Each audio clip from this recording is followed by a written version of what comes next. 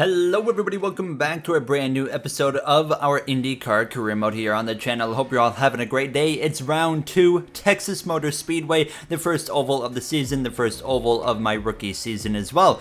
So an exciting time ahead, of course, coming from an oval background. It's going to be interesting to see how we end up doing. Of course, we are in a slower car in the field in this number 51 car, so my expectations weren't very high, to be honest here. Now, as if I can get a top 20, I would be pretty happy with that now, as we were ready to get on circuit here for some practice early in the weekend. Now, a 100-lap race this is, and well, it's not like NASCAR when they come to Texas Motor Speedway. There's no stages. We're racing from potentially start to finish, all under green flag conditions, depending on if there's any chaos or not. We'll have to wait and see, but getting acclimated with the track, with the car here in practice. Of course, a very, very fascinating circuit Texas is, since they ruined the track with the repave. We are absolutely, though, hauling the mail well over 200 miles per hour through all parts of this circuit now, as you can see myself exiting 4 down through the tri-oval, now crossing the line. You know, the practice times, they weren't the prettiest, they weren't the flashiest. Now I was just kind of doing my thing and hoping for the best. I was P19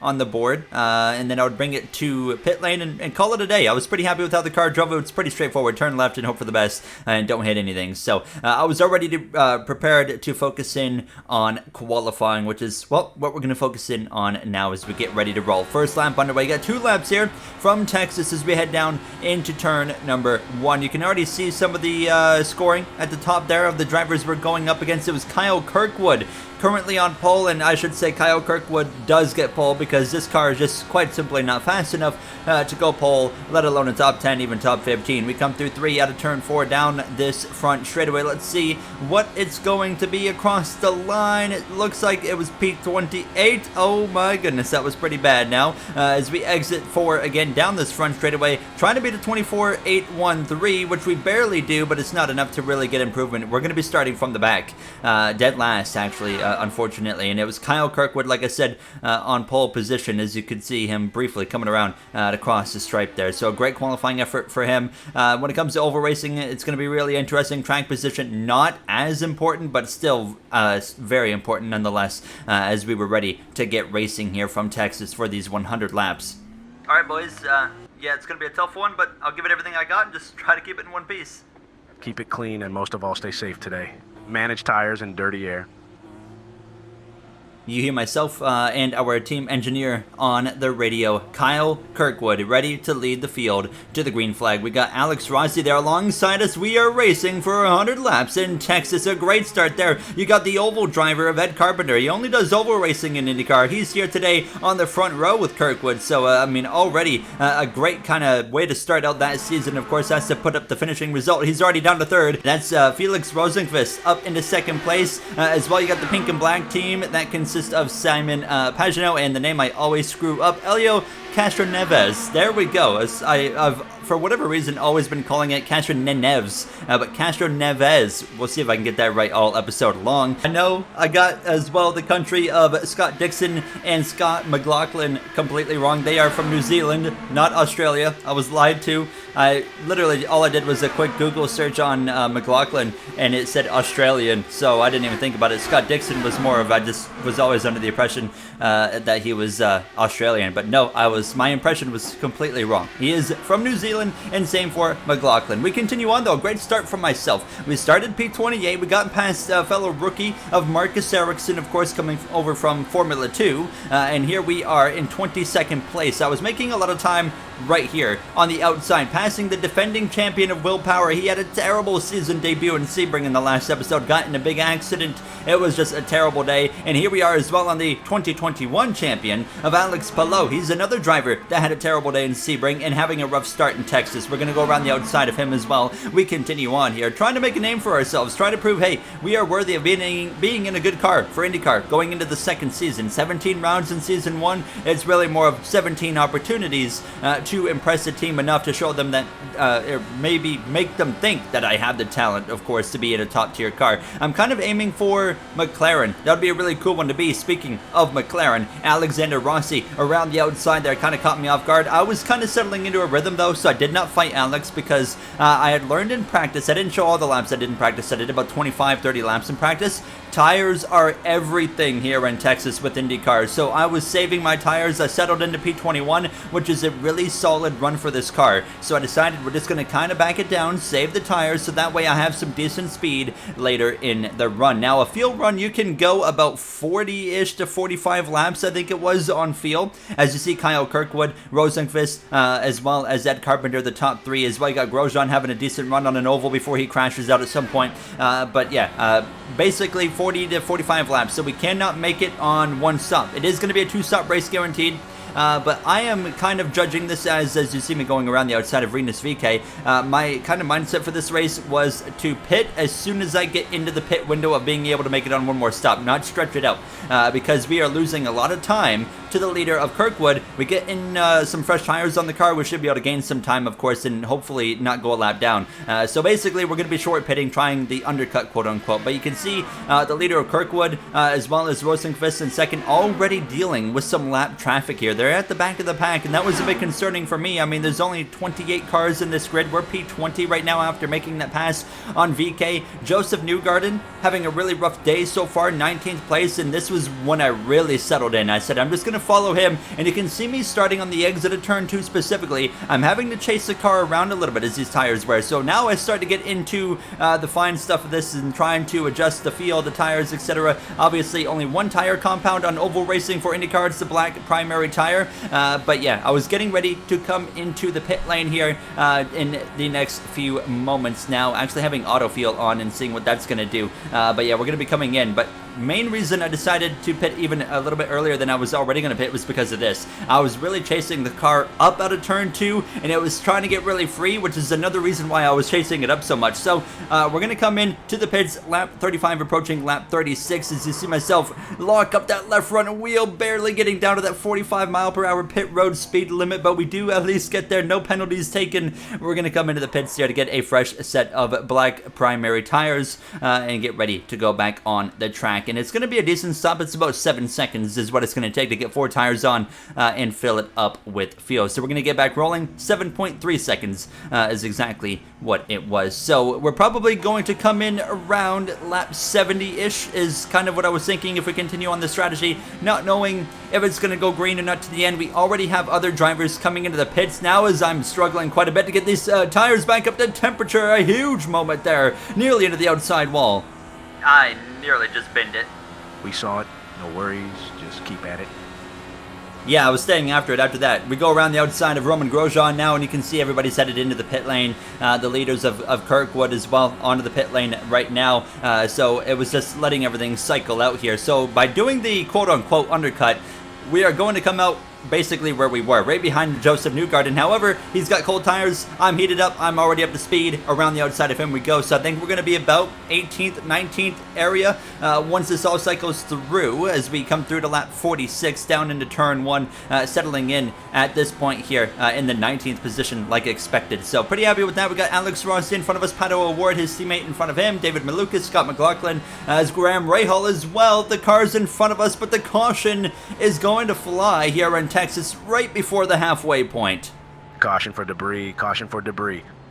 Is this NASCAR? A phantom debris caution seems to be coming out here in Texas. It was a really calm race, so not surprised to see a random caution end up getting thrown. So fortunately, everybody made their pit stop, so no one's going to get screwed in that sense. It's still Kyle Kirkwood. He started pole. He's dominating this race. Nobody comes into the pit lane here because everybody is still not, even if they pit now, able to get to the end of the race. Like I said, a field runs anywhere between 40 to 45 laps if you're really stretching it to the end of that run. So we're going to get ready to go back green right here from 19th place, right at the halfway point, just smack dab on that halfway mark. And it's Kirkwood, Rosenqvist, as well as Ed Carpenter, your top 3 leading the way down towards turn number 1. Roman Grosjean still top 5. There you see Scott Dixon going for a move as well up the inside, I believe. Correct me if I'm wrong. I'm still learning IndyCar as quickly as I can. Is that DiFrancesco on the outside there in that pink and blue car? I feel like I got that wrong. Correct me in the comments down below now. As like I said, I just started getting into IndyCar this year,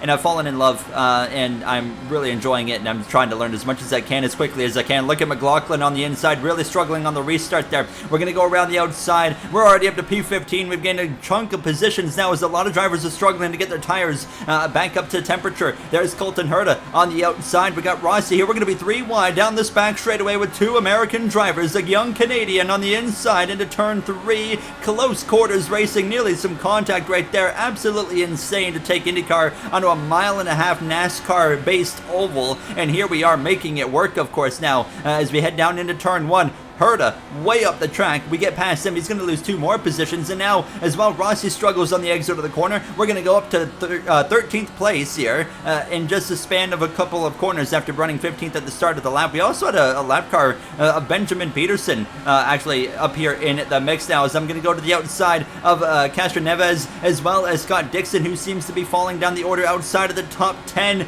And we are nearly into the top 10. Here we go to the outside now of Pagenaud as we cross the stripe. What's it going to be? P11, now P10 passing Pagenaud. We have entered the top 10 for the first time in our IndyCar career in just our second race. Here we go now to the outside of Canapino right there, as we're going to be wheel to wheel through 3 and 4, and we would continue wheel to wheel all the way through to the next lap, exiting turn 2 still side by side. And it wouldn't be until out of turn 4, unfortunately, I end up losing the spot to Canapino. So he hangs on. We run P10, and now the reality would kind of start to set in, I guess you could say here. There's Simon Pagenaud going back around the outside of me. The Frenchman moves through. It's still Kyle Kirkwood out in front, but you can see I was really struggling at this point. The guys in front of me were just driving away. Scott Dixon was driving me down very, very quickly. Here I am on the inside, just giving him the lane. He's going to cruise to my right rear, and as we head down this run straight away across the stripe, he's going to go around me really with no issues at all, and he's got as well Alex Rossi chasing us both down. So yeah, I was starting to get the reality check there. We don't have a top 10 car. It's just that restart. Everyone was struggling so hard and racing so hard. I was able to capitalize on it and gain all those positions, but now, like I said, reality for sure setting in. Kirkwood already dealing with some more lap traffic there. You can see Rosenqvist a ways back. No one has anything for Kyle Kirkwood here today. That's just quite simply the reality of the situation. You saw Marcus Ericsson right there having a decent run, of course, winning the season opener and series opener in the last episode in Sebring. There's now Alex Rossi going around the outside, so we lose the position. Him, Colton Herta was chasing me down as well. Here he goes to the inside. This is lap 69. Nice, approaching lap 70, 32 to go, and he goes through. That puts us down now to P14. So continuing to drop down the order. There's not much we can do, and you can see now Castro Neves as well to the inside. Nearly some contact actually with myself, but he goes through as well. So down to P15. However, we were into that pit window area that I wanted to be in, so I decided we're going to get ready to pit right here, come to lap 74. So hopefully this undercut kind of gives us some pace, a way better pit entry than the first time around. No lockups there, no almost speeding, no almost hitting the cone as well, which is a violation. So we're going to head in and get, well, one more final set of fresh primary tires, fill it up on fuel one final time, and get ready to go back racing here for what I expect, based off of the way the racing has been in this episode so far here in Texas, is going to be pretty clean. You would have expected it to be reversed. You know, Sebring was wild. This one's been really clean. I expected the opposite, where Sebring would be clean and this one would be wild. Di Francesco around my outside here as well. You got Santino Ferrucci battling with him. They are inside the top 10 going for position, and unfortunately, unlike the last time when I pitted under green, I wasn't able to cruise by everybody because I was dealing with Ferrucci and Di Francesco continuously scrapping it out here. I'm trying my best to get past them both, but by the time I would have a chance on Santino, Di Francesco would be back up my inside or my outside going after Ferrucci, so I just couldn't pass these two, and unfortunately, I was really stupid about it. I made a rookie mistake. I was really burning my tires trying to pass these two drivers here. 20 laps to go at this point in the race, and you can see Di Francesco passing Ferrucci. Contact with Ferrucci on the exit of turn 4 now as we cross the stripe, and obviously not battling for a position right now, more of just I want to get going and get on my way, but Ferrucci is so aggressive, 3 wide through the middle, and he passes us both. Gets a position on Di Francesco once again, and I burned my tires out so much that I started to lose time to both of these guys, and I already knew I was in trouble. The pit cycle was just now kicking off for everybody else. Here's Kirkwood into the pits. You got to go all the way back here for Rosenqvist in second place to come in, as well Carpenter from third is going to pit. So you see Grosjean lost a lot of time behind Carpenter. That opens the door for Marcus Ericsson, 2 former F1 contenders against each other on the grid many years ago. They're battling it out side by side very briefly, but yeah, I mean, this run just didn't quite go how I had imagined it going. We're going to go around the outside of McLaughlin. Marcus Armstrong right there in front of us as well.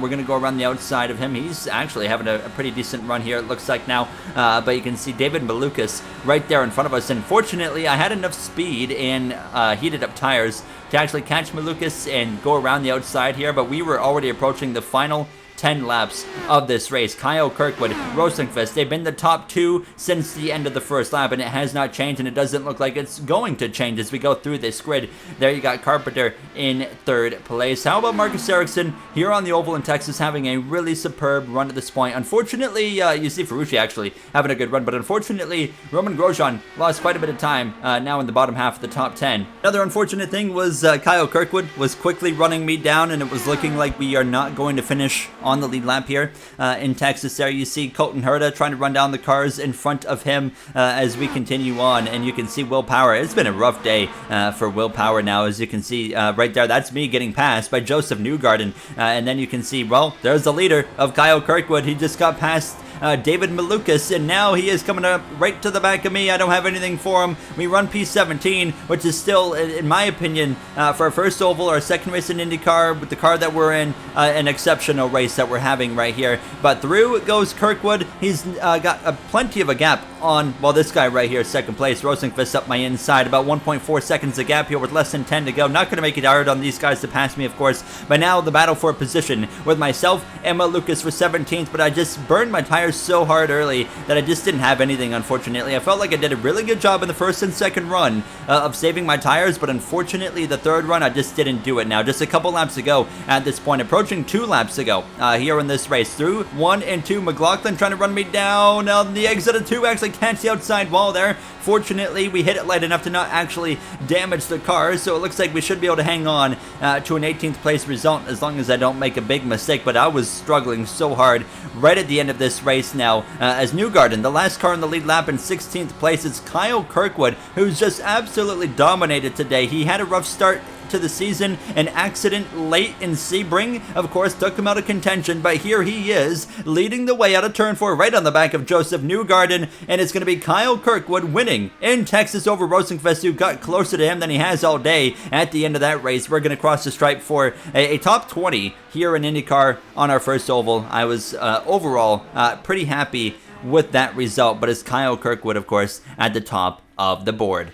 You see, momentarily, you will see the actual finishing order there, but yeah, just bringing it into the pits to call it a day. Really happy, like I said, honestly, with 18th place. I don't think it could have gone much better. We got an interesting swing coming up here. We as well have, I think, 3 back-to-back road courses. We're going street racing with Long Beach, then we are in Barber, and then we have of course, the road to the Indy 500 with the Indianapolis road course, and then the actual 500 for our second oval race of the season. You see the finishing order right there. Ferrucci ended up 4th place. Harvey, Ericsson, Grosjean, DeFrancesco, Alex Rossi with a great day starting at the back row with myself, ends up 9th place. Scott Dixon in P10. Canapino, a good day as well, but you can see Palou and Will Power, 2 big names, really struggling. And same for McLaughlin and Pato O'Ward. That's going to wrap it up for us. So race 2 of this IndyCar career mode is complete, and in the next one we head street racing in Long Beach. I'm looking forward to it, and I hope you guys enjoyed, and I'll see you guys then. Thank you for watching, and have yourselves a great day.